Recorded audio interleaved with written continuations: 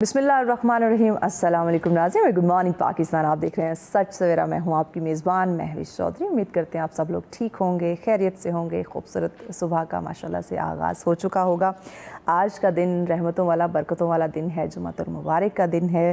तो जैसे हम पहले बात करते रहते हैं कि दिन का आगाज़ हमें अल्लाह पाक के बाबरकत नाम से करना चाहिए, उस पाक ज़ात का शुक्र अदा करने से करना चाहिए। तो आज का दिन ही पूरा दिन, हर लम्हा जो है आप अल्लाह पाक का शुक्र अदा करते रहें, दुरूद पाक का कसरत से विर्द करते रहें, क्योंकि कबूलियत का वक्त कौन सा है हमें नहीं मालूम होता। तो आज के दिन को, इस खूबसूरत लम्हात को, इस फजीलत की घड़ियों को अपने हाथ से ना जाने दीजिएगा। और दुआ हम अपने लिए बहुत करते हैं। देखें, आज के रोज़ अपने लिए मांगे, बहुत कुछ मांगे, तौबा इस्तग़फ़ार ज़्यादा से ज़्यादा जो है वो हमें अपने लिए ख़ास कर करनी चाहिए। और इसके अलावा जब आप दुआ करते हैं तो वालिदैन को अपनी दुआओं में ज़रूर याद रखा करें। कहते चांसेस बढ़ जाते हैं जब आप अपने माँ बाप को दुआओं में याद रखते हैं ना, तो आपकी कबूलियत, जो आप दुआ कर रहे होते हैं उसकी कबूलियत के चांसेस कुछ ज़्यादा हो जाते हैं। तो कोशिश करें कि अगर आपके वालिदैन हयात हैं या इस दुनिया से जा चुके हैं तो ज़रूर उनको अपनी दुआओं में याद रखा करें, अपने अजीज़ों के लिए दुआ किया करें। और एक और चीज़ मैं ज़रूर कहती हूँ कि सच सवेरा की पूरी टीम को आप अपनी दुआओं में याद रखा करें। आप लोगों के लिए इतने खूबसूरत हम मौज़ूआत लेकर आते हैं जो हालात हाज़रा से, जो वक्त की ज़रूरत होते हैं, जो हमारी ज़िंदगी की बहुत सारी ज़रूरतों के लिए अगर मैं बात करूँ तो ऐसे मौज़ूआत, ऐसी माशरती पहलू या ऐसे मसले मसाइल जो सोसाइटी के अंदर हो रहे हैं, हमारी ज़िंदगी में हो रहे हैं, हम उनको हाईलाइट करते हैं, उनको डिस्कस करने की कोशिश करते हैं। और फिर हमारे जो एक्सपर्ट्स हैं उनसे हम उनकी राय लेते हैं, यानी कि हल तलाश करते हैं, ताकि ज़िंदगी स्मूथ हो, ज़िंदगी खूबसूरत है तो आसान रहे। तो आज का दिन जुम्मतुल मुबारक का दिन है, तो इसी हवाले से हमारा आज का टॉपिक है सच सवेरा की मैनेजमेंट को भी आप, सच टीवी के मैनेजमेंट को अपनी दुआओं में याद रखा करें। और एक और चीज़ जो बहुत ही इम्पॉर्टेंट है, जब दुआ करते हैं, कहते हैं कि जुमे के रोज़ हम भी दुआएँ कर रहे होते हैं, तौबा इस्तग़फ़ार कर रहे होते हैं, ज़्यादा से ज़्यादा दुरूद पाक का कसरत से विर्द कर रहे होते हैं, तो कबूलियत के चांसेस ऑब्वियसली ज़्यादा होते हैं। तो इस मुल्क की अमन व सलामती के लिए, तरक्की और खुशहाली के लिए भी आप लोग ज़रूर दुआ कीजिएगा, क्योंकि ओवरऑल जो सिचुएशन हम देख रहे हैं, हर इंसान जो है वो एक अजीब कश्मकश में है, एक अजीब स्ट्रेस में है, बर्दाश्त नहीं है, हम में सब्र ख़त्म होता जा रहा है। जो मामलात ज़िंदगी है पूरी की पूरी कहीं ना कहीं डिस्टर्ब हो चुकी है। ना सिर्फ हम देखें अपने मुल्की हद तक, बल्कि इंटरनेशनल भी देखें तो काफ़ी क्राइसिस, काफ़ी चीज़ों का हमें सामना है। जो ईरान का जो एक ये जंगी मामला चल रहा है उसको लेके ओवरऑल देखें तो काफ़ी मुश्किलात का सामना है। तो आज के रोज़ आप ये भी दुआ कीजिएगा कि अल्लाह पाक हमारे लिए आसानियाँ फरमाए। वेल, टॉपिक की तरफ आते हैं नाज़रीन। आज का जो टॉपिक है, जैसे मैंने कहा कि दुआ में अपने वालिदैन को ज़रूर याद रखा करें, तो टॉपिक भी हम आज वालिदैन के हवाले से ही लेकर आए हैं, क्योंकि बहुत सारी वीडियोस, बहुत सारी पिक्चर्स, बहुत सारी ऐसी हैपनिंग्स हमारे सामने आती हैं कि इंसान के रोंगटे खड़े हो जाते हैं कि किस तरह कोई अपने माँ बाप पे हाथ उठा सकता है, किस तरह उन्हें ऊंची आवाज़ में उनसे बात कर सकता है, किस तरह से उन्हें जो है वो उनकी तज़लील जो है वो कर सकता है। तो आज हम यही बात करेंगे कि इस्लाम में जो है वो वालिदैन का क्या मकाम हमें बताया गया है, और फिर हमारी या औलाद की जो है वो क्या ज़िम्मेदारी आती है। देखिए नाज़रीन, जब हम इस्लाम की बात करते हैं तो बेशक इस्लाम जो है वो एक मुकम्मल ज़ाब्ता हयात है, और ये सिर्फ हमें इबादत तक नहीं रखता, ये किस तरह से हमें माशरती और ख़ानदानी ताल्लुकात को बेहतर बनाना है उसका भी दर्स देता है। और अगर ताल्लुकात की बात करें तो उसमें जो सबसे बेहतरीन ताल्लुक़ का ज़िक्र हमें मिलता है वो है माँ बाप का। तो माँ बाप को लेके आज हम बात करेंगे, क्योंकि कुरान करीम की बात की जाए तो उसमें भी बेशुमार जगहों पे जो है वो फरमाया गया है कि जो वालिदैन हैं उनके साथ हुस्न सलूक के साथ पेश आओ, उन्हें उफ़ तक जो है वो ना कहो। तो आज इसी पे हम रोशनी डालेंगे। और आप सल्लल्लाहु अलैहि वसल्लम ने भी वालिदैन की जो खिदमत है उसको जन्नत का बेहतरीन हसूल, बेहतरीन ज़रिया जो है वो करार दिया है। यानी कि अगर आप माँ बाप की खिदमत करते हैं तो जन्नत के रास्ते हमारे लिए आसान हो जाएंगे, हमवार हो जाएंगे। लेकिन आज के दौर की बात करें, इस मसरूफ़ तरीन जदीद दौर की हम बात करें, जिसमें हम ये दावा करते हैं कि ये जो टाइम है ज़्यादा पढ़े लिखे लोगों का टाइम है, टेक्नोलॉजी का दौर है, हर चीज़ इजी एक्सेस हो चुकी है। कोई भी बात आपने पहुंचानी है, कोई भी पैगाम आपने डिलीवर करना है, चाहे वो अच्छा है, खुशी वाला है, कैसा भी है, वो सेकंड्स में पहुंच जाता है। तो इस दौर के अंदर कितना ज़रूरी है ये समझना कि इस्लाम ने वालिदैन के हकूक़ और फिर औलाद की ज़िम्मेदारियों के बारे में क्या तालीमात दी हैं। इस पर आज इंशाल्लाह हम इन डिटेल जो है वो रोशनी डालेंगे। और इस पर डिस्कशन के लिए हमारे मोहतरम जो गेस्ट हैं वो हमें ज्वाइन कर चुके हैं। आइए उनका तारुफ़ कराते जाते हैं नाज़रीन हमारे पहले मेहमान जो हमारे साथ तशरीफ़ फरमा है जी, आप इस्लामिक स्कॉलर हैं, जनाब मोहतरम मुफ्ती मुश्ताक शाहीन कादरी साहब हमारे साथ हैं जी। अस्सलाम वालेकुम। बहुत शुक्रिया मुफ्ती साहब आपके तशरीफ़ आवरी का। नाज़रीन अगले हमारे मेहमान जिन्होंने हमें आज ज्वाइन किया है जी, जनाब मोहतरम इलामा मोहम्मद काशिफ मदनी साहब हमारे साथ है। बहुत शुक्रिया अलामा साहब आपकी तशरीफ़ आवरी का। नाज़रीन अगले हमारे मेहमान नात ख्वाह जिन्होंने हमें ज्वाइन किया है जी, अब्बास अली अशरफ साहब हमारे साथ है। बहुत शुक्रिया अब्बास। आज का हमारा टॉपिक जिस पे हम बात करने जा रहे हैं, इस्लाम में वालिदैन का मकाम और हमारी ज़िम्मेदारियाँ। बहुत ही अहम तरीन मौजू है, वक्त की ज़रूरत है, क्योंकि जहाँ हम देखते हैं कि ज़िंदगी को हमने मसरूफ़ तरीन बना दिया है, हमारे घर में ऐसी हस्तियाँ मौजूद हैं जिनकी दुआ से हम मज़ीद कामयाब हो सकते हैं। ज़िंदगी में जो एंजाइटी, डिप्रेशन, स्ट्रेस है, जो मुश्किलात है, जो परेशानियाँ हैं, वो तमाम तरह हल हो सकती है। लेकिन हम उन हस्तियों की तरफ नहीं जाते, हम बाहर लोगों से मदद मांगते हैं, हम उनसे कहते हैं दुआ करें, हमारा ये काम रुका हुआ है, ये हमारा मसला हल हो जाए। जो घर में आपके बैठे हुए, जो वालिदैन आपके हैं, जिन्होंने आपको जो इस दुनिया में आपको लेकर आए, आपकी तरबियत की, परवरिश की, आपको पढ़ाया लिखाया, इतना बड़ा इस काबिल बनाया कि आज आप लोगों के सामने बॉस बन के खड़े हैं, तो आप उनकी तरफ ही तवज्जो नहीं दे रहे। तो इस्लाम इस बारे में क्या कहता है? इस्लाम में वालिदैन का मुकाम जो है उसको किस तरह से डिफ़ाइन किया गया है? आइए ज़रा इस पर इन डिटेल जान लेते हैं जी। मुफ्ती साहब आप ही से आगाज़ करते हैं। मुफ्ती मुश्ताक शाहीन साहब बिस्मिल्लाह कीजिए और बताइए कि इस्लाम की जब हम बात करते हैं, इस्लामी तालीमात की बात करते हैं, तो किस तरह वालिदैन के हकूक़ की जो अहमियत है उसको खुलकर वाज़ेह तौर पे बयान कर दिया गया है। बिस्मिल्लाह कीजिए। बिस्मिल्लाहि वस्सलातु अला रसूलिल्लाह, अम्मा बाद, फ़ौज़ बिल्लाहि मिनश्शैतानिर रजीम, बिस्मिल्लाहिर रहमानिर रहीम। वक़दा रब्बुका अल्ला तअबुदू इल्ला इय्याहु व बिल वालिदैनि इहसाना। सदक़ल्लाहुल अज़ीम। सबसे पहले मैं सच सवेरे इस चैनल का और आपका बहुत शुक्रिया अदा करूँगा कि आपके तवस्सुल से माशाअल्लाह एक तरबीती कोर्स के हवाले से, यानी कि बहुत ही अच्छा टॉपिक आपने सुना है, उम्मत को दिया है। तो इस हवाले से इस पे बात हो रही है। तो कुरान और सुन्नत के मुताबिक वालिदैन के मुकाम के हवाले से कुरान मजीद के अंदर सूरह बनी इसराइल की आयत नंबर 23 में अल्लाह रब्बुल इज़्ज़त ने तफसील के साथ वालिदैन के मुकाम को इस अंदाज तक उम्मत तक पहुँचाया, हुजूर की उम्मत की तरफ। फरमाया वक़दा रब्बुका अल्ला तअबुदू इल्ला इय्याहु व बिल वालिदैनि इहसाना। और तेरे रब का फ़ैसला है, यानी कि आज कायनात का कोई काजी जस्टिस अगर कोई फ़ैसला करे तो हमारी तवज्जो उधर चली जाती है। अब रब ताला खुद कह रहा है कि मैं फ़ैसला करने लगा हूँ, अहकमुल हाकिमीन, सारी कायनात का पालनहार अब फ़ैसला कर रहा है। फरमाया मेरा फ़ैसला ये है कि जो मैं फ़ैसला करने लगा हूँ, अगर कोई शख्स भी मेरे फ़ैसले का इनकार करेगा, फरमाया वमन लम यहकुम बिमा अंज़लल्लाह फ़उलाइका हुमुल काफ़िरून, वो पक्का काफिर हो जाएगा। और दूसरे मुकाम पर रब फरमाता है सूरह अल-अराफ की आयत नंबर 67 और 68 और 69, तीन मुकाम पर फरमाया वमन लम यहकुम बिमा अंज़लल्लाह फ़उलाइका हुमुल ज़ालिमून, और हमारा जो फ़ैसला नहीं मानता वो पक्का ज़ालिम है। और तीसरे मुकाम पर वमन लम यहकुम बिमा अंज़लल्लाह फ़उलाइका हुमुल फ़ासिक़ून, फरमाया जो रब का फ़ैसला नहीं मानता, रब की बात नहीं मानता, फरमाया वो पक्का फासिक है। किसी को फासिक कहा गया, काफिर कहा गया, बेईमान है, और किसी को जालिम कहा गया। क्यों? कि जो रब का फैसला नहीं मानता। अब रब ताला ने फैसला दिया कुरान में, सूरह बनी इसराइल, सूरह अल असरा भी इसका दूसरा नाम है। इसमें अल्लाह रब्बुल इज़्ज़त ने 15 पारे के अंदर इरशाद फरमाया वक़दा रब्बुका, तेरे रब का फैसला है। क्या फैसला है?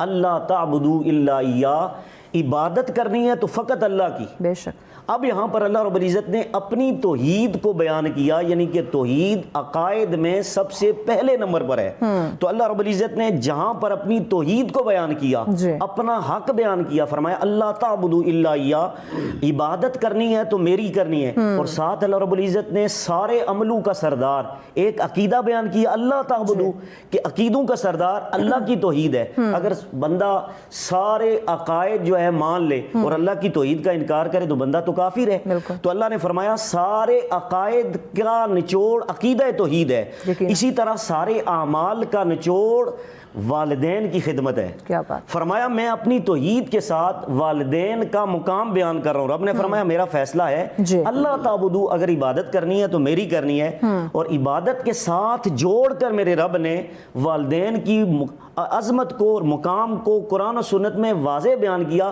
फरमाया मैं रब होकर वालिदैन की शान को अपनी तौहीद के साथ बयान कर रहा हूँ कि जो भी क़यामत तक मेरी तौहीद का मानने वाला होगा, मेरी तौहीद توحید پر عمل کرنے والا ہوگا اس کو چاہیے کہ وبالوالدین احسانا کہ اپنے والدین کے ساتھ اس نے سلوک سے پیش آنا ہے۔ بہت خوبصورت بات جی جناب محترم محمد کاشف مدنی صاحب آپ کی طرف آتے بڑی خوبصورتی کے ساتھ مفتی صاحب نے آغاز کیا، آپ بھی فرمائیے گا قرآن کریم میں اللہ تعالیٰ نے جیسے یہ فرما رہے تھے اپنی عبادات کے ساتھ والدین کے ساتھ جو حسن سلوک کا حکم ہے وہ کیوں دیا ہے؟ بسم اللہ کیجیے۔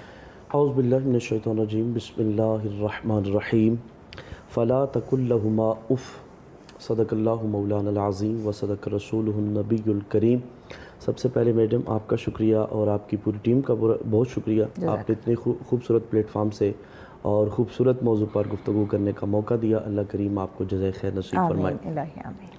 اللہ کریم قرآن مجید برہان رشید کے اندر ارشاد فرماتا ہے، فرمایا فلا تقل لہما اف، کہ والدین کے بارے میں جب بات آئی تو اللہ پاک نے لفظ اف کہہ کے فرمایا کہ لفظ اف تک بھی اپنے والدین کے سامنے نہیں کہنا۔ لفظ اف عربی زبان کے اندر اس کو معمولی سا لفظ سمجھا جاتا ہے، بالکل معمولی سا، لیکن اللہ پاک نے یہاں پر والدین کے مقام اور اس کی عزت کو بیان کر کے فرمایا کہ لفظ اف بہت بڑی چیز ہے، لفظ اف بھی اپنے والدین کے سامنے نہیں کہنا۔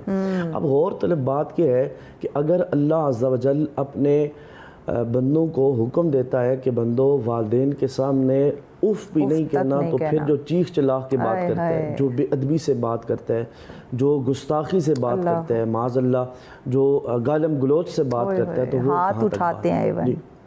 اگر ہم غور کریں تو یہ لفظ ہماری تربیت کرتا ہے کہ والدین کے بارے میں اتنا حساس معاملہ ہے کہ اف بھی نہیں کہنی، لفظ اف بھی نہیں کہنی۔ حضرت سیدنا عبداللہ بن مسعود رضی اللہ تعالیٰ عنہ یہ حضور کے صحابی ہیں، عرض کرتے ہیں کہ میں نے ایک دفعہ حضور سے پوچھا، یا رسول اللہ صلی اللہ علیہ وسلم، حضور اللہ کو سب سے زیادہ پسندیدہ عمل کون سا ہے؟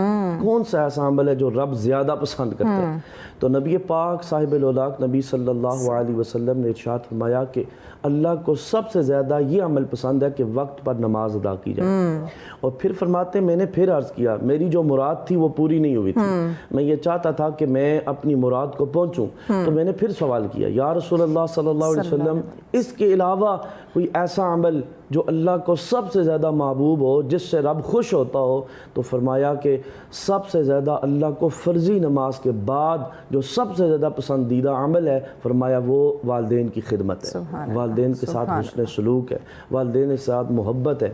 حضرت سیدنا عمر بن مسعود رضی اللہ تعالیٰ ان کے بارے میں بھی آتا ہے، یہ اس قدر اچھا، ایک تو ہے نا والدین کے ساتھ حسن سلوک، یہ ایک دفعہ سفر میں نکلے ہوئے جا رہے ہیں، راستے میں یہ کسی جگہ رکتے ہیں تھوڑی دیر کے لیے، دیکھتے ہیں کہ عرابی ایک دیہاتی آیا ہے، تو انہوں نے جب دیہاتی کو دیکھا اپنی سواری سے اتر گئے اور اتر کر اپنا جو امامہ، یہ سب سے عزت والی چیز ہوتی ہے، اس سے بڑھ کر شاید میں سمجھتا ہوں کہ ایک انسان کے پاس عزت نہیں ہوتی کہ انسان اپنا تاج کسی کے سر پہ رکھ دے، اپنا امامہ شریف اتارتے ایک دیہاتی کے سر پہ رکھتے ہیں اور اپنے اچھا لباس اتار کر انہیں دیتے ہیں اور انہیں سواری پر بٹھاتے ہیں۔ تو جو آپ کے ساتھ سنگی دوست ہیں نا، انہوں نے کہا کہ ہمیں بات سمجھ میں نہیں آئی کہ یہ کیا بات ہے کہ ایک عام سا دیہاتی ہے جو عام چلنے پھرنے والا بندہ ہے، اس کو آپ نے اتنی عزت دی، اپنے سر کا امامہ بھی اتار دیا، لباس بھی اتار دیا اور سواری پر بھی بٹھا دیا، یہ کیا وجہ ہے؟ تو فرمانے لگے کہ یہ میرے والد گرامی کے ساتھ چلنے پھرنے والے بندے ہیں، یہ ان کا تعلق میرے والد کے ساتھ تھا، آج میرے والد دنیا میں موجود نہیں ہے تو میں والد کے تعلق کو نبھا رہا ہوں۔ فرماتے ہیں میں نے یہ سنا تھا کہ حضور پاک صلی اللہ علیہ وسلم نے فرمایا کہ اگر نیکیوں میں سے کوئی مضبوط ترین نیکی ہے اور مرنے کے بعد بھی اگر اپنے والدین کے ساتھ آپ حسن سلوک اور نیکی کرنا چاہتے ہیں تو ان کے رشتہ داروں کے ساتھ اور ان کے تعلق دار اور دوستوں کے ساتھ بھی اچھا رویہ رکھیں۔ بہت خوبصورت بات کی اور بڑے اہم بات کی طرف آپ نے ہماری توجہ دلائی اس میں۔ جی جناب محترم مفتی مشتاق شاہین صاحب آپ کی طرف آتے ہیں، والدہ اور والد کا جو ایک خصوصی مقام ہے، الگ الگ دونوں کو ذرا میں ڈیفائن کروانا چاہ رہی ہوں۔ حدیث مبارکہ میں ماں کو 3 مرتبہ باپ پر فوقیت جو ہے وہ دی گئی ہے، کیوں دی گئی ہے؟ بسم اللہ کیجیے، بتائیے۔ ماشاءاللہ بڑا ہی زبردست سوال کیا ہے آپ نے، کیونکہ ماں کے مقابلے میں والد کا حق اور والد کے مقابلے میں ماں کا حق یہ 3 گنا زیادہ ہے، اور اس کو قرآن نے بھی ڈیفائنڈ کیا اور حدیث صحیحہ نے بھی ڈیفائنڈ کیا۔ قرآن کے اندر اللہ رب العزت نے اس کی تفصیل میں یہ بیان کیا، کہ جب بچہ ماں کے پیٹ میں ہوتا ہے تو 9 منتھ تک ماں اس کو پیٹ کے اندر اس کو کتنی مشقت ہوتی ہے, کتنی بیماریاں اور کتنے معاملات سے گزرتی ہے, وہ اسے اٹھائے رکھتی ہے. تو قرآن نے کہا یہ پہلا حق ماں کا یہ ہے کہ 9 مہینے تک اس نے اپنے پیٹ کے اندر اس بچے کو پرورش دی. اس کے بعد دوسرا حق یہ کہ جب وہ بچہ پیدا ہوا جی تو جس وقت ڈیلیوری ہوئی تو اس وقت جو تھا ڈیلیوری کا تو اس وقت اس کے درد ذیل ہوا, تو یہ دوسرا حق ہے. اور اس کے بعد تیسرا حق مدت رضاعت, 2.5 سال تک اس نے گود میں اپنے بچے کی پرورش کرتے ہوئے اسے دودھ پلایا. تو یہ 3 حق قرآن نے بیان کیے. اب اس پر آیت میں پڑھوں گا تو وقت چاہیے ہوگا, لیکن میں مختصر ترجمہ کر رہا ہوں. اسی کو ڈیفائنڈ کیا بخاری شریف کے اندر آقا کریم علیہ الصلوۃ والسلام کی حدیث 5571 اور مسلم شریف کے اندر 6500 پورا 6500 یعنی 65 نمبر حدیث ہے انٹرنیشنل نمبرنگ کے مطابق. یہ متفق علیہ بخاری اور مسلم کے اندر روایت موجود ہے. اس کو ڈیفائنڈ کیا بخاری اور مسلم کے اندر, یعنی کہ والد کا حق ماں کے مقابلے میں اور والد کے مقابلے میں ماں کا حق 3 گنا زیادہ کس طرح ہے. تو ایک بندہ آیا حضور علیہ السلام کی بارگاہ میں, جا رجل رسول اللہ صلی اللہ علیہ وسلم, حضور علیہ السلام کے پاس جا رجل الی رسول اللہ صلی اللہ علیہ وسلم فقال, کہنے لگا یا رسول اللہ, فقال من احق بحسن صحابتی, یا رسول اللہ میرے حسن سلوک کا سب سے زیادہ حقدار کون ہے. اب پوری کائنات کو یہ یہاں پر عموم کا لفظ استعمال کیا کہ پوری کائنات میں سب سے زیادہ میرے احسانوں کا حق, جس کے ساتھ میں سب سے بڑھ کر احسان کروں, اس نے سلوک کروں, وہ کون ہے اس چیز کا حقدار. تو میرے آقا کریم علیہ الصلوۃ والسلام نے پہلا جملہ ارشاد فرمایا قال امک, تیری ماں. سبحان اللہ. پھر اس نے کہا ثم من, قال ثم من, یا رسول اللہ پھر اس کے بعد کون ہے. فرمایا قال امک, پھر میرے نبی نے فرمایا پھر بھی تمہاری والدہ. پھر کہنے لگا ثم من, قال ثم من, یا رسول اللہ تیسری مرتبہ اس نے کوسچن کیا, یا رسول اللہ پھر میرے حسن سلوک کا سب سے زیادہ کون حقدار ہے. تو آقا کریم علیہ الصلوۃ والسلام نے فرمایا قال امک, فرمایا پھر بھی تیری والدہ. اب 3 مرتبہ جو قرآن نے تفصیل سے ربط کے ساتھ بیان کیا, وہی ربط حدیث میں میرے مصطفیٰ کریم نے اس کی تفسیر فرما دی. اور بخاری اور مسلم کے اندر متفق علیہ حدیث آ گئی, امام بخاری نے اور مسلم نے نقل کی. تو آقا کریم نے 3 مرتبہ قال امک قال امک قال امک کہہ کے والد کے مقابلے میں 3 گنا زیادہ فضیلت کا مقام والدہ کا بیان کر دیا. اور آگے فرمایا, اس نے کہا ثم من, یا رسول اللہ اس کے بعد پھر کس کا حق ہے, چوتھی مرتبہ. تو آقا کریم علیہ الصلوۃ والسلام نے ارشاد فرمایا قال ابوک, فرمایا اس کے بعد تیرے ابا جی, تیرے والد گرام, تیرے ڈیڈی کا حق ہے. اب یہاں پر علماء نے یہ نقطہ بیان کیا کہ 3 گنا زیادہ فضیلت والد کے مقابلے میں اللہ رب العزت نے ماں کو عطا فرما دی قرآن اور سنت کے مطابق. اب ایک بندے کے پاس 1000 روپیہ ہے, میں اس کی ایک جو ہے نا فار آف ایگزامپل جسے بولتے ہیں, میں اس کے اندر ایک مثال پیش کرتا ہوں کہ اگر ایک بندے کے پاس اولاد میں سے بیٹی ہے یا بیٹا ہے, اس کے پاس 1000 روپیہ ہے. اب ماں بھی مانگ رہی ہے کہ مجھے پیسے چاہیے اور باپ بھی کہہ رہا ہے, کیونکہ قرآن کے اندر آتا ہے نا کہ فرمایا تمہارے مال کا سب سے زیادہ حقدار تمہارے والدین ہیں, تمہارے والدین ہیں. تو اسی طرح اب جب ماں بھی مانگ رہی ہے, باپ بھی مانگ رہا ہے, بندے کے پاس, بیٹے کے پاس, بیٹی کے پاس 1000 روپیز ہیں, تو اب کس طرح وہ ڈیسائیڈ کرے گا کتنے باپ کو دے گا اور کتنے ماں کو دے گا. تو علماء نے اس قرآن اور حدیث کی, جو قرآن میں نے پڑھا اور حدیث جو پڑھی, اس کے مطابق رزلٹ اخذ کیا کہ ماں کو وہ 750 روپیہ دے گا, 3% زیادہ, اور 250 روپیہ والد کو دے گا. صحیح. تو اب اس کی تفسیر بھی آ گئی. تو یہ حسن اخلاق کے معاملے میں قرآن و سنت نے ہماری جو رہنمائی کی ہے وہ 3 گنا فضیلت اسی وجہ سے ہے کہ ماں 3 پریشانیوں سے, 3 مشقتوں سے قرآن کے مطابق گزرتی ہے, تو اس لیے 3 درجے اس کو زیادہ فضیلت اللہ رب العزت نے عطا فرمائی. ماشاءاللہ, بڑی خوبصورتی کے ساتھ آپ نے بیان کیا. جی جناب محترم محمد کاشف صاحب, آپ بھی ذرا اس پہ روشنی ڈالیے کہ والد کا احترام اور اطاعت کا جو معیار ہے, کیا اس کو بھی اتنا ہی بلند تصور کیا جائے جتنا کہ ابھی محترم جو ہیں وہ والدہ کا بتا رہے تھے؟ ہمارے زمانے کے اندر میں سمجھتا ہوں کہ فی زمانہ جو ایک ٹرینڈ سمجھ لیں یا ایک ایسا ایک سلسلہ چل پڑا ہے جی والدین جب تک حیات ہوتے ہیں اس وقت تک ان کی قدر و قیمت نہیں جانی جاتی, یہ بات اس وقت تک ان کو کوئی پہچانتا ہی نہیں, اور جب والد یا والدہ ان دونوں میں سے کوئی چلا جائے اس وقت بیٹا جناب دیگیں بھی لگا کے بیٹھا ہوگا, عوام کا اجتماع اکٹھا کر کے بیٹھا ہوگا. سب سے زیادہ والدہ کی شانیں اس دور میں ہونی چاہیے, کیوں نہیں, لیکن والد کا مقام بھی اللہ پاک نے رکھا ہے. والد کا احترام اور اس کی اطاعت کا جو معیار ہے کیا وہ اتنا ہی بلند ہوگا جتنا کہ والدہ کا؟ تو آپ فرما رہے تھے کہ والد کی بد دعا کے حوالے سے آپ کچھ فرمانے جا رہے تھے. جی والد کی بد دعا کے بارے میں پیار کر رہا تھا کہ والد جو ہے اس کی بد دعا کے بارے میں حدیث پاک میں آتا ہے کہ والد کی بد دعا, اس کی دعا بھی اور بد دعا بھی, دونوں دعا والد کی کبھی رد نہیں ہوتی. 3 دعائیں حضور نے فرمایا کبھی رد نہیں ہوتی. پہلی مسافر کی دعا, ٹھیک ہے, اور دوسرے نمبر پر فرمایا والد کی دعا. جو والد اپنے اولاد کے حق میں دعا کر دے اس کی دعا اللہ پاک رد نہیں کرتا. اور والد کو نبی پاک صلی اللہ علیہ وسلم نے جنت کا دروازہ قرار دیا ہے, اور یہ بھی غلاموں کو فرمایا کہ اے میرے غلاموں اگر تم چاہو باپ جنت کا درمیانی دروازہ ہے, اور ان کی خدمت کر کے, اس کی خدمت کر کے, اس کو حسن سلوک کے ساتھ اچھے اخلاق کے ساتھ پیش آ کر انہیں اس کا دل خوش کر کے تم چاہو تو جنت کا دروازہ محفوظ کر سکتے ہو. یعنی باپ اتنی عظیم نعمت اللہ تبارک و تعالیٰ کی. اگر آپ غور کریں نا کہ باپ, والدہ تو چلو گھر میں ہے, وہ تکلف تو برداشت کرتی ہیں, لیکن والد جو ہے وہ اپنی جوانی قربان کر دیتا ہے اولاد کے پیچھے, اپنی خوشیاں قربان کر دیتا ہے, اپنی ہر چیز وہ اولاد کے لیے چھوڑ دیتا ہے. مجھے تو یاد ہے کہ میرے والد صاحب اللہ پاک نے صحت دے, ہمیں یاد ہے کہ جس وقت ہم چھوٹے تھے بالکل, تو والد صاحب نے وہ خوشیاں زندگی میں جو انہوں نے پانی تھی, جو شاید ایک والد چاہتا ہے, ہر انسان چاہتا ہے وہ خوشیاں سے محروم رہے. ابھی بھی ہمیں کبھی بات ہو تو وہ ہم بات کرتے ہیں آپس میں کہتا ہوں کہ آپ نے فلاں چیز نہیں لی, فلاں چیز نہیں رکھی, تو وہ کہتے ہیں بچے میں جو چیز نہیں رکھ سکا میں چاہتا ہوں میرا بیٹا وہ لے. بلکہ یہ رزلٹ یہ عید کے دوران انہیں تنخواہ ملی تو وہ تنخواہ ساری کی ساری انہوں نے میرے پہ خرچ کر دیا. لیکن میں خود کماتا کھاتا ہوں خود, لیکن میں نے پوچھا ان سے, میں نے کہا یہ کیوں؟ کہتے ہیں کہ میرا مقصد یہی ہے, میری خوشی اس میں ہے کہ میں جو کماؤں میری اپنی اولاد پہ لگاؤں. تو ایک یعنی باپ جو ہے وہ سارا کچھ کرتا ہی اولاد کے لیے, تو اسے چاہیے کیا ہے, عزت چاہیے. باپ کو اور کسی چیز کی طلب نہیں ہے, عزت چاہیے.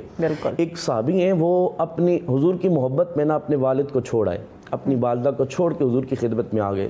کریم آقا صلی اللہ علیہ وسلم کی خدمت میں حاضر ہوئے, عرض کرنے لگے یا رسول اللہ آج کے بعد میں پکا آپ کی خدمت میں رہوں گا, آج کے بعد میں نے جانا نہیں ہے. تو حضور نے ان کا دل نہیں توڑا, فرمایا ہاں ایک بات میں نے پوچھنی ہے, اس کا جواب آپ نے دینا ہے. آپ کو میں بھیج نہیں رہا, لٹا نہیں رہا, یہ بتاؤ جب آپ آ رہے تھے تو والد اور والدہ کیا کر رہے تھے, ہنس رہے تھے, مسکرا رہے تھے یا رو رہے تھے؟ تو حضور علیہ الصلوۃ والسلام نے جب یہ بات پوچھی تو وہ عرض کرنے لگے یا رسول اللہ جب میں آ رہا تھا میرا والد اور والدہ دونوں اس قدر رو رہے تھے کہ قریب تھا کہ ان کی جانیں نکل جائیں. اس قدر کہا سب سے زیادہ, کہا یا رسول اللہ والد بہت رو رہا تھا. تو فرمایا آپ جی یہ جو آپ کی چیزیں نا یقیناً جب ہم اگر ہم تاریخ کا مطالعہ کریں, آپ صلی اللہ علیہ وسلم کی زندگی کی جانب آتے ہیں تو ہمیں بہت ساری ایسی اگزامپل جو ہیں وہ ملتی ہیں. میں آپ کی طرف آنا چاہوں گی مفتی مشتاق شاہین صاحب, بڑی خوبصورتی سے یہ فرما رہے تھے والد کے حوالے سے, والدہ کے حوالے سے. اوبیسلی اگر ہم آپ صلی اللہ علیہ وسلم کی زندگی کا مطالعہ کریں تو والدین کے حوالے سے بہت ساری چیزیں ہمیں ملتی ہیں. اچھا اب ایک جو امپورٹنٹ چیز ہے جو یہاں پہ مجھے لگتا ہے کہ ہمارے ناظرین کے لیے بھی بڑی ضروری ہوں گی, کہ ایک تو ہم کہتے ہیں کہ والدین حیات ہوں تو ان کے ساتھ ان کے حقوق ادا کرنا, ان کا خیال رکھنا, تمام تر چیزیں جو ذمہ داریاں ہم پہ عائد ہوتی ہیں اس پہ ہمیں خیال کرنا چاہیے. اگر والدین جن کے حیات نہیں ہیں, والدین گزر جاتے ہیں, وفات ہو جاتی ہے, ان کے حقوق پھر ان کی وفات کے بعد کیسے ادا کیے جا سکتے ہیں؟ ماشاءاللہ بڑا ہی زبردست کوسچن کیا ہے. اس کا ثبوت ہمیں قرآن اور حدیث میں واضح طور پر حضور علیہ السلام کی حدیث اور فرامین سے ملتا ہے. حقوق کی حق تلفی کے حوالے سے سب سے پہلے بخاری شریف کے اندر 4 مقام پر حدیث موجود ہے, اور مسلم کے اندر بھی, ترمذی شریف کے اندر بھی حدیث موجود ہے کہ جو اپنے والدین کے حقوق نہیں ادا کرتا اس کا جرم کیا ہے, وہ کتنا بڑا جرم ہے. پہلے ہم اس کو ڈیسائیڈ کرتے ہیں, پھر ہم حقوق دیکھتے ہیں کہ کتنے حقوق ہیں. والدین فوت ہو جائیں, ان کی ڈیتھ کے بعد کتنے حقوق ہوتے ہیں. تو سب سے پہلے یہ ذہن میں رکھیں کہ والدین بڑے ہیں اور بچے چھوٹے ہوتے ہیں, تو بڑے جو تھے ان کے بڑے حقوق رکھ دیے گئے اور جو چھوٹے تھے ان کے کم حقوق رکھ دیے گئے. تو جو بڑے تھے ان کے حقوق تقریباً والدین کے بچوں پر جو حقوق بنتے ہیں وہ 62 بنتے ہیں ٹوٹل قرآن اور حدیث کے مطابق. 62 R to Z. اور بچوں کے حقوق جو والدین پر ہوتے ہیں وہ ٹوٹل 12 سے 13 جو قرآن اور حدیث میں بیان ہوئے ہیں. اس میں سے والدین کے فوت ہو جانے کے بعد جن کے والدین فوت ہو جائیں وہ حقوق براہ راست حدیث صحیحہ میں تقریباً 5 حقوق جو باقاعدہ حضور نے بیان فرمائے وہ 5 حق ہیں. اس کی تفصیل میں بیان کروں گا، لیکن اس سے قبل میں یہ سمجھتا ہوں کہ جو بخاری شریف کی حدیث ہے کہ جو حقوق ہیں ان پر جو عمل نہ کرے، ان کا حق نہ ادا کرے والدین کا، تو اللہ اور اس کے رسول کے نزدیک وہ کتنا بڑا جرم ہے. اب بخاری شریف کے اندر 6273 نمبر روایت ہے اور مسلم کے اندر 259 مسلم کے اندر بھی ہے اور 4 جگہ بخاری کے اندر ہے، مسلم شریف کے اندر بھی ہے، جامع الترمذی کے اندر حدیث موجود ہے. حضور نے فرمایا الا انبئکم باکبر الکبائر، اے لوگوں میں تمہیں نہ بتا دوں، میں تمہیں آگاہ نہ کر دوں کہ کبیرہ گناہوں میں سب سے بڑے کبیرہ گناہ کیا ہیں، کہ جو بغیر توبہ کے معاف نہیں ہوتے. وہ کبیرہ گناہ کون سے ہیں؟ تو پہلا حضور علیہ السلام نے فرمایا پہلا حق سنو، وہ گناہ پہلا کیا ہے؟ فرمایا الاشراک باللہ، اللہ کے ساتھ شرک کرنا. کیونکہ قرآن نے کہا ان الشرک لظلم عظیم، سب سے بڑا گناہ ظلم شرک ہے. اور اسی کے ساتھ جوڑ فرمایا حقوق الوالدین، والدین کے حقوق نہ ادا کرنا. اور تیسرا فرمایا الا قول الزور، جھوٹی گواہی دینا. یہ 3 چیزیں حضور نے فرمائی.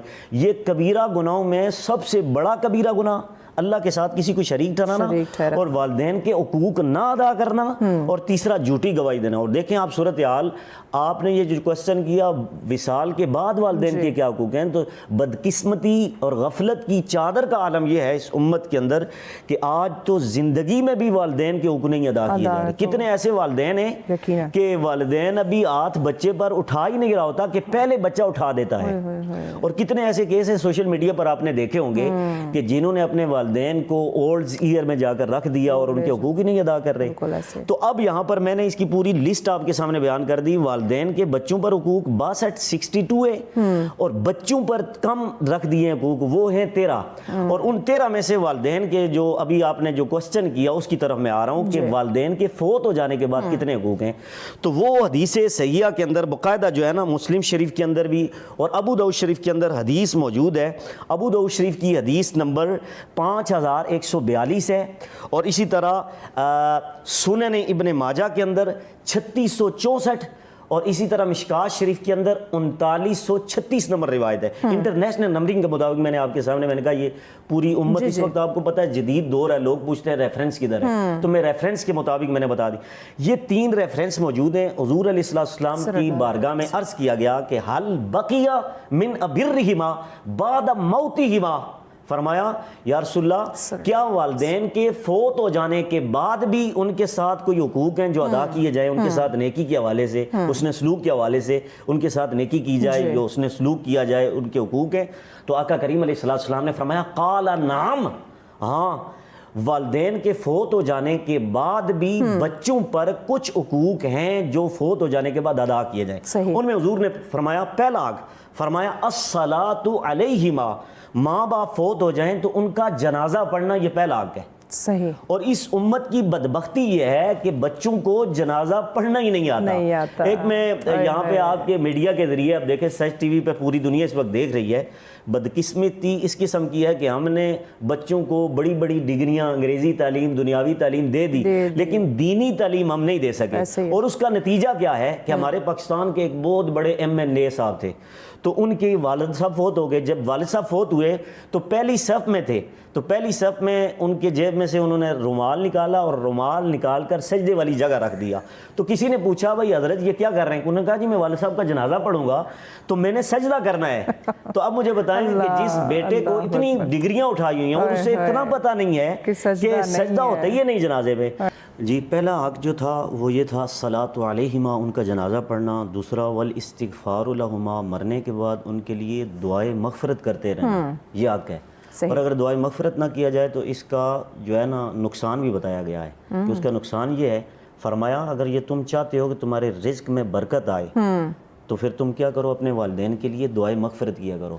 ینقطع عنہ الرزق، کنز العمال کی روایت ہے کہ اذا ترک العبد الدعاء للوالدین، جب بندہ اپنے والدین کے لیے دعا کرنا ترک کر دیتا ہے تو پھر ینقطع عنہ الرزق، اللہ تبارک تعالیٰ اس کے رزق میں جو ہے نا رزق کم کر دیتا ہے، برکت چھین لیتا ہے۔ تو اس حوالے سے آج امت مسلمہ کے اندر بے رزقی اور بے برکتی کا عالم جو یہ ہے وہ یہی ہے کہ اپنے والدین کے لیے دعا نہیں کرتے۔ تو بہتر یہ ہے کہ اپنے والدین کے لیے دوسرا حق جو ہے ان کے لیے دعائے مغفرت کی جائے۔ اور تیسرا حق فرمایا وَإِنْفَاضُوا عَهْدِهِمَا مِنْ بَعْدِهِمَا، ان کی وفات کے بعد ان کا تیسرا حق یہ ہے کہ انہوں نے جو عہد کیا تھا اپنے لوگوں کے ساتھ، کسی کے ساتھ وعدہ کیا تھا، اس وعدے کو پورا کرنا۔ مثلاً کہا تھا کہ میں نے اپنی بچی کا رشتہ فلاں فلاں کو دینا ہے، بیٹے کا رشتہ وہاں سے لینا ہے، یا کسی سے بھی کوئی کسی قسم کا جو شرعی معنوں میں اسلام کے حوالے سے جو شرعی حدوں کو تقاضا پورے کرتے ہوئے عہد کیا تھا اس کو پورا کرنا، یہ تیسرا حق۔ اور فرمایا چوتھا حق صلۃ الرحمۃ التی لا توصل بہما،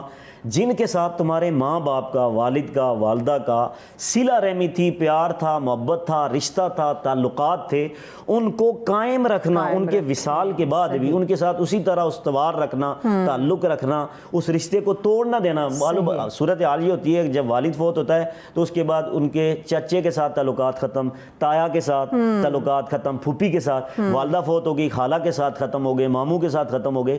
فرمایا لا توصل بہما، فرمایا کہ اپنے رشتوں کو استوار رکھنا، قائم رکھنا، یہ چوتھا حق ہے۔ اور پانچواں حق جس طرف انہوں نے توجہ دلائی تھی، ایک روایت علامہ کاشف مدنی صاحب نے دہرائی تھی کہ وہ جو دوست ہیں ان کے، فرمایا وَإِكْرَامُ صِدِّيقِهِمَا، فرمایا ماں باپ کے فوت ہو جانے کے بعد ان کی اسی طرح رسپیکٹ کرنا، عزت کرنا، تکریم کرنا، ادب کرنا۔ کن کی؟ ماں کی جو سہیلیاں تھیں، باپ کے جو فرینڈز تھے، تو ان کے ساتھ ان کی تکریم کرنا، رسپیکٹ کرنا، یہ پانچواں حق ہے۔ تو یہ شریعت نے 5 حق بتائے ہیں۔ تو میں یہ دعا کرتا ہوں کہ اللہ رب العزت ان 5 یعنی کہ حقوق جو ہیں ان پر اگر عمل کرنے کی توفیق عطا فرمائے تو ہمارا جو ہے نا زندگی میں برکت آ جائے گی۔ بالکل یقیناً زندگی میں برکات جو ہیں وہ آ جائیں گی، جن کی آج ہمیں اشد ضرورت بھی ہے۔ جی جناب محترم علامہ محمد کاشف مدنی صاحب، آپ کی طرف آتے ہیں۔ والدین جیسا رشتہ نو ڈاؤٹ اس دنیا میں نہیں ہے، ان کے حیات وہ اگر ہیں تو بھی اس سے بڑی کوئی خوش قسمتی نہیں ہے اگر دنیا سے چلے گئے۔ اس کے باوجود اگر ہم ان کے لیے دعا کرتے ہیں، ان کے حقوق پورے کرتے ہیں، جس طرح سے محترم فرما رہے تھے، تب بھی ہماری زندگی میں، ہمارے کاموں میں، ہمارے رزق میں برکت ہی آتی ہے۔ ان کے گزر جانے کے بعد بھی ہمارے جو ہے وہ زندگی جو ہے وہ رواں دواں ہوتی ہے اگر ہم ان کے لیے دعا کرتے رہتے ہیں، ان کے حقوق پورے کرتے ہیں۔ سوال میں یہ کرنا چاہوں گی، موجودہ دور کے جو چیلنجز ہیں اس وقت، اب اسلام کو دیکھیں، اسلامی تعلیمات کو، جیسے اب تک آپ دونوں مہمانوں نے فرمایا کہ کتنی خوبصورتی کے ساتھ ماں باپ کے حقوق کو ڈیفائن کیا گیا اور کوئی مشکل ترین یہ چیز نہیں ہے۔ اس وقت ہم دیکھیں تو نوجوان نسل جو ہے بچوں کے درمیان اور والدین کے درمیان فاصلہ بڑھتا جا رہا ہے۔ جیسے ہم پہلے کہتے تھے، ہم سنتے آ رہے ہیں کہ ماں کی گود بچے کی پہلی درسگاہ ہے، اب وہ درسگاہ کہیں فون نے لے لیے، جگہ وہ لے لیے۔ تو میں ذرا جاننا چاہوں گی کہ بنیادی وجوہات کیا ہیں کہ اسلام نے تو بڑی خوبصورتی کے ساتھ اس رشتے کو، اس تعلقات کو جو ہے وہ بیان کیا ہے، لیکن آج اس رشتے میں ہم ایک گیپ دیکھ رہے ہیں، وجہ کیا ہے؟ اس میں ایک بڑی خوبصورت بات نبی پاک صلی اللہ علیہ وسلم کے حوالے سے ڈسکس کرنا چاہوں گا، امت کو بتانا چاہوں گا کہ اس وقت بچے جو ہے وہ والدین سے دور ہو گئے۔ اس کی سب سے بڑی وجہ جو میری نظر میں ہے، اور بھی ہزاروں وجوہات ہو سکتی ہیں، میری اس بات پہ لوگ اختلاف رائے بھی رکھ سکتے ہیں، لیکن جو میری نظر میں سب سے بڑی بات ہے جس کی وجہ سے بچے والدین سے دور ہیں، وہ والدین کا بچوں کو عزت نہ دینا۔ یہ سب سے مین پوائنٹ ہے۔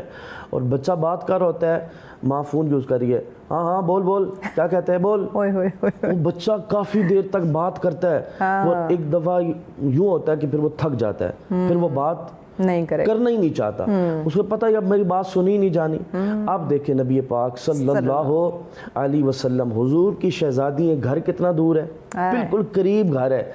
حضرت سیدہ طیبہ طاہرہ سیدہ فاطمہ الزہرا سلام اللہ علیہ، آپ گھر میں تشریف لے آتی ہیں تو حضور جانے جانا رحمت کائنات نبی صلی اللہ علیہ وسلم اپنی نشست کو چھوڑ دیتے، حضور اٹھتے ہیں، اور اٹھ کر نہ صرف اٹھتے ہیں بلکہ اٹھ کر اپنی بیٹی کے لیے چل کر تشریف لے کے جاتے ہیں، انہیں گلے لگاتے ہیں اور انہیں بوسہ دیتے ہیں۔ پھر حضور جب واپس تشریف لے کے آتے ہیں، اپنی مزمل و مدثر والی چادر کو نیچے بچھاتے ہیں اور اس وقت فرماتے ہیں کہ فاطمہ یہاں بیٹھو۔ اب اتنا قریب گھر ہے، ضروری نہیں ہے کہ ہم یہ سمجھتے ہیں کہ ہم بچوں کے لیے کیوں اٹھیں جی، بچوں کے لیے کیوں اٹھا جائے، ہمارے لیے بچے اٹھیں۔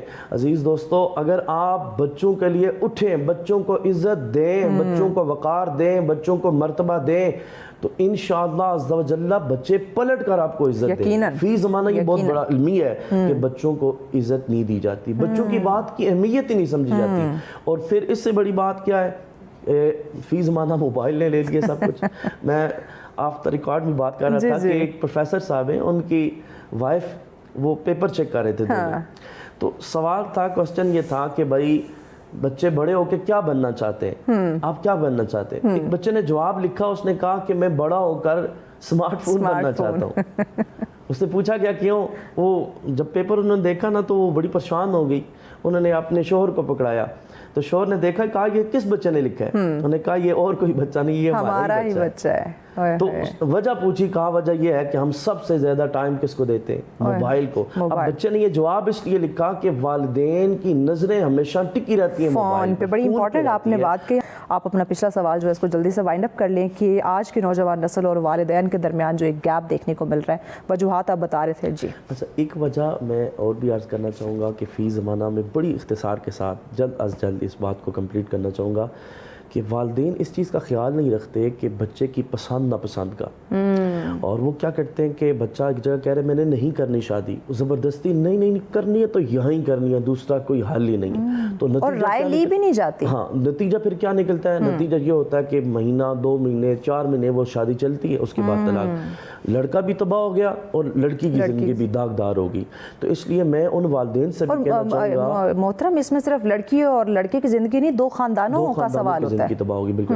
بلکہ میں ان والدین سے کہنا چاہوں گا کہ میں یہاں پہ ایک بات ایڈ کروں گا قرآن کے ریفرنس سے، یہ سورہ نساء کی آیت نمبر 5 ہے۔ قرآن کہتا ہے فَانْكِحُوا مَا طَابَ لَكُم مِّنَ النِّسَاءِ مَثْنَىٰ وَثُلَاثَ وَرُبَاعَ، فرمایا جو تمہیں پسند آئے اس سے نکاح کرو۔ تو پسند کے لیے رابطہ ہونا ضروری ہے، اس کا دیکھنا، اس کی چوائس کا ہونا ضروری ہے۔ یہ تو قرآن کی نصیحت ہی ہے کہ بچوں کی رائے لی جائے، لڑکی سے بھی اور لڑکے سے بھی۔ اور یہاں لڑکے سے تو اگر ہو سکتا ہے پھر بھی کبھی نہ کبھی پوچھ لیا جائے، اور لڑکی سے تو بالکل تو اس کو جناب کفر کی نگاہ سے گستاخ ہو گئی ہے، ساری زندگی کے لیے وہ نافرمان ہو گئی۔ ہاں، تو الغرض میں بات یہ کر رہا تھا، میں ان والدینوں سے مخاطب ہوں، یہ پوری دنیا میں مجھے سنا جا رہا ہے کہ جو والدین اپنی ضد بازی کی وجہ سے بچوں کی شادیوں پہ اڑ جاتے ہیں، خدا را آپ ضد بازی کی وجہ سے اڑے نہیں، انہیں اپنی مرضی کا انہیں حقوق دیں، ان کو عزت دیں، تاکہ وہ درمیان جو آپ کا فاصلہ ہے وہ فاصلہ ختم ہو، وہ آپ کے قریب ہو، آپ کے نافرمان نہ ہو۔ جی جناب محترم مفتی مشتاق شاہین صاحب، آپ کی طرف آتے ہوں۔ شادی کا چونکہ انہوں نے وہ تذکرہ شروع کیا، تو ازواجی زندگی اور والدین کے حوالے سے ذرا میں جاننا چاہوں گی کہ شادی کے بعد ہم دیکھتے ہیں کہ پلڑا ایک طرف کا بھاری ہو جاتا ہے، یا تو بہت فوکس ماں باپ کی طرف ہو جاتا ہے، یا بالکل آپ کی شریک حیات کی طرف ہو جاتا ہے۔ اب دونوں میں اس زندگی کے اندر دونوں میں توازن کیسے برقرار رکھا جائے کہ شادی کے بعد والدین کے حقوق کا بھی خیال رکھا جائے اور آپ کے شریک حیات کا بھی؟ بہت زبردست کوسچن کیا، یعنی کہ آج کی صورتحال میں پرفتن دور میں یہ بہت بڑا ایک سوال ہے، المیہ ہے کہ جب شادی ہوتی ہے تو جو بیٹا ہوتا ہے وہ بیوی کی سننا شروع ہو جاتا ہے، یا تو ماں باپ کی سننا ہو جاتا ہے، ایک طرف ہو جاتے ہیں۔ تو اب ذہن میں یہ رکھیں کہ ایک حدیث ہے صرف، اگر اس پہ ہی عمل کر لیا جائے میں سمجھتا ہوں پورے معاملات ہی بہتر، مسئلہ حل ہو جائے گا۔ حضور کی حدیث ہے، حضور نے فرمایا حقدار کو حق دے دو، بس یہ ایک جملہ ہے۔ اگر بیوی اپنے شوہر کو حق دینا شروع کر دیں، بچے اپنے والدین کو حق دینا شروع کر دیں، والدین اپنے بچوں کو دینا شروع کر دیں، پڑوس والے دوسرے پڑوسیوں کو، تائے چاچے، حقوق العباد، جتنے بھی حق جس پہ آتے ہیں وہ اگر ادا کرنا شروع کر دیا جائے تو میں سمجھتا ہوں گھر کے سارے حالات بہتر ہو سکتے ہیں، ٹھیک ہوگا۔ دوسرا رہا یہ مسئلہ کہ یہ جو ہے ہم دیکھتے نہیں ہیں کہ جب شریعت نے والدین کے جو انہوں نے ان کا حق تھا شادی کروانا، انہوں نے تو حق ادا کر دیا شادی کروانا، اب بچوں کا حق کہیں بھی نہیں لکھا ہوا ہے کہ شادی کے بعد ہم نے ماں باپ کی خدمت نہیں کرنی، اور کہیں بھی نہیں لکھا ہوا ہے کہ شادی کے بعد ہمارے جو یہ انڈر بچی آئی ہے فلاں گھر سے، اس کے جو ہے نا حقوق نہیں ادا کرنے، والدین کے ادا کرنے، دونوں کے الگ الگ حقوق ہیں، والدین کا ایک الگ مقام ہے اور مسز کا اپنے فیملی کا الگ مقام ہے۔ اس کے لیے میں یہاں پہ ساتھ ٹچ یہ کروں گا کہ حضور علیہ الصلوۃ والسلام کے ہاں شریعت، ہماری جو شریعت ہے اس کے اندر یہ روا ہے کہ یہ جو بچی شادی کر کے آئی ہے نا لڑکی, تو اس کے اگر اس کا باپ اس کو کچھ کہہ رہا ہے, کوئی بات کہہ رہا ہے, اس کے والدین اسے کہہ رہے ہیں, اور ایک طرف اس کا شور ہے, تو شریعت کہتی ہے یہ شور کی سنے, ماں باپ کی ادھر نہ سنے. اس کا حق یہ ہے کہ اپنے شور کی سنے, کیونکہ شور کا حق ماں باپ سے بھی بڑا ہے اللہ کے بعد. وہ اپنے ماں باپ کی سن رہی ہوتی ہے اور گھر اجاڑ کے بیٹھ جاتی ہے. اور ادھر اس بچے کو کہا جا رہا ہے کہ تو نے اگر بیوی کی سنی تو تو نے سب سے پہلے مقدم ہے تیرے ماں باپ کی بات. اور یہاں تک کہ اس پر فرامین موجود ہیں. فاروق اعظم رضی اللہ تعالیٰ عنہ کے دور میں حضرت فاروق اعظم کا بیٹا حضرت عبداللہ ابن عمر, ٹھیک ہے جی, انہوں نے اپنے باپ کے کہنے پہ اپنی گھر والی کو طلاق دے دی. کیوں کہ انہیں پسند نہیں تھا, حالانکہ وہ فرماتے ہیں کہ مجھے اپنی گھر والی سے پیار بھی بہت تھا, محبت بھی بہت تھی, لیکن ماں باپ کی اطاعت کرتے ہوئے میں نے طلاق دے دی. بڑا ضروری ہے جی. آخر میں آپ کا علامہ محمد کاشف صاحب پیغام لینا چاہوں گی. سوال ہے, اس سوال کا جو جواب ہے وہ پیغام کی صورت میں دے دیجیے گا کہ بڑھاپے میں والدین کو سب سے زیادہ کس چیز کی ضرورت ہوتی ہے؟ پیسہ چاہیے, وقت چاہیے, یا بچوں کی محبت؟ پیغام کی صورت میں بتا دیں. میں تو سب سے زیادہ یہ چیز سمجھتا ہوں کہ بڑھاپے میں سب سے زیادہ والدین کو وقت کی ضرورت ہے. پیسے کی ضرورت نہیں ہے, باقی دیگر کسی چیز کی انہیں ضرورت نہیں ہوتی. بچے کے وقت کے وہ طالب ہوتے ہیں, وہ منتظر ہوتے ہیں کہ کب بچہ ہمیں وقت دے. ٹھیک ہو گیا جی. مفتی مشتاق صاحب, آپ کا پیغام, والدین کی ناراضگی جو ہے وہ انسان کی زندگی پہ کیا منفی اثرات مرتب کر سکتی ہے پیغام کی صورت میں, یا کس طرح سے ناراضگی سے بچا جائے؟ اس طرح میں یہ سمجھتا ہوں قرآن اور سنت کے دوری کی وجہ سے یہ ناراضگی بنتی ہے. اگر ہم قرآن اور سنت کو فالو کرتے, سیرت مصطفیٰ کا مطالعہ کرتے, سیرت صحابہ کا, سیرت اہل بیت کا, تو ہمیں وہ سارے فرامین سامنے نظر آتے کہ حضور کی حدیث ہے رضی الربی و رضی الوالد, فرمایا والدین کی رضا اللہ کی رضا ہے, وسخط الربی و سخط الوالد, فرمایا والدین کی ناراضگی اللہ کی ناراضگی. ٹھیک ہو گیا. بہت شکریہ مہمانوں کا اپنے وقت. ناظرین دعا کرتے ہیں کہ جتنی بھی آج ہم نے ڈسکشن کی ماں باپ کے حوالے سے, اللہ پاک اس پہ ہمیں عمل کرنے کی توفیق عطا فرمائے. آمین الہی آمین. اجازت